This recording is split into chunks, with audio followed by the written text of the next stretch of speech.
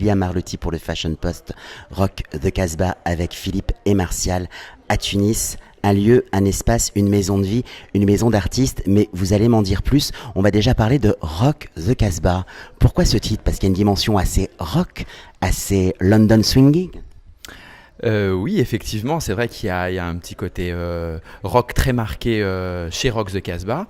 Alors le titre, c'est Martial qui l'a trouvé par rapport à mon travail, parce qu'il trouvait que j'avais cette rock attitude dans la tradition. Donc il avait vraiment envie de faire ressortir ce côté rock and roll, nouveauté, détournement, ne pas hésiter, faire des choses qui se font pas dans la tradition et en respectant les artisans tunisiens.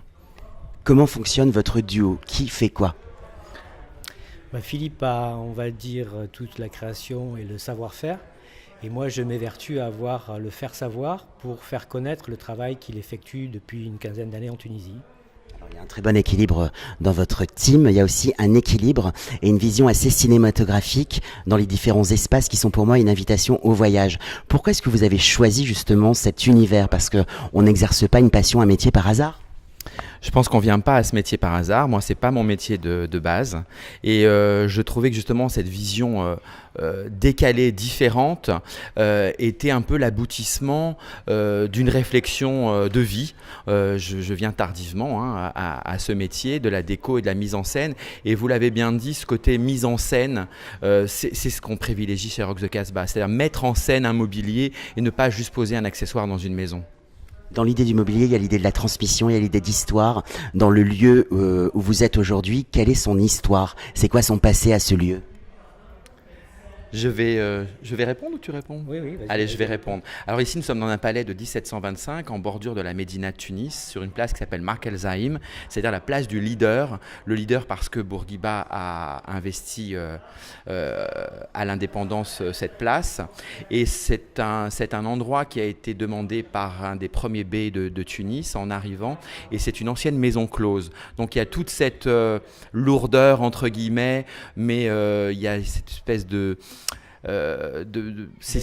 Voilà, en même temps d'intimité, Martial le dit bien. C'est un endroit qui est très discret de l'extérieur. On n'imagine pas qu'il puisse y avoir un tel palais, entre guillemets, c'en est un, qui a été morcelé, divisé.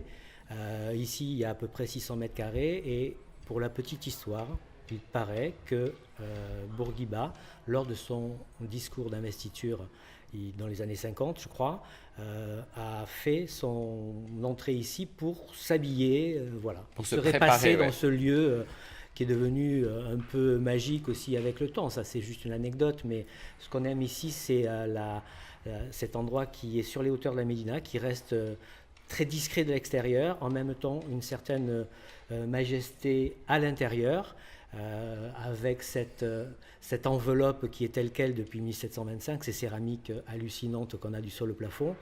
Et la lettre qui est dans cette enveloppe, plutôt un travail de Philippe, sa vision décalée et moderne de l'artisanat tunisien revisité. Nous ne sommes pas les seuls à le faire, mais il le fait à sa façon.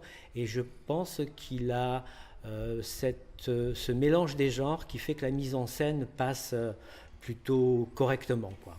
Voilà. On a un sentiment très très zen. Vous fédérez des artistes, vous fédérez des métiers d'art autour de vous et vous exposez des artistes. Alors qui sont ces artistes? Parce que vous la jouez pas solo, c'est ça qui est génial. Alors on a la chance d'avoir eu la confiance de 3-4 artistes. On a pu faire émerger 2 grands peintres aujourd'hui. On est très fiers de ça chez Rock the Casbah. Il y a quelques années, on a eu une jolie rencontre avec Ibrahim Matous. C'est un garçon qui travaille sur la scarification du bois et il va avec un chalumeau ou avec des pistolets à feu, travailler des dessins, donc il y a un peu partout. Et après, on a aussi Atef Manaha qui, lui, travaille avec le stylo bic. C'est un garçon qui est référencé dans énormément de galeries dans le monde. Ils sont tous les deux au MoNA, ils ont eu des expos au Mucem. C'est vraiment des gens qui travaillent très très bien. Et après, on a une jeune plasticienne qui s'appelle Nina, qui est de la ville de Sousse, dans le centre-sud de la Tunisie. Et elle travaillait sur des animaux en résine. Alors ça paraît très vu aujourd'hui, mais en Tunisie, faire des moules avec les moyens du bord, avec une vraie réflexion sur la réalité, on a donc ces ânes qui traversent la maison de temps en temps. Et le palais, voilà, est aussi un petit champ pour ânes.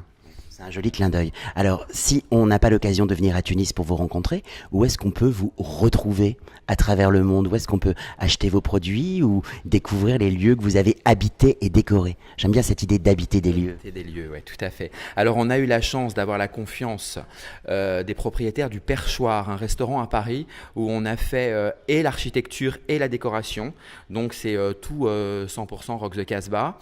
On a travaillé aussi pour des lieux de bouche tels que le Sceau à Paris, rue Montmartre.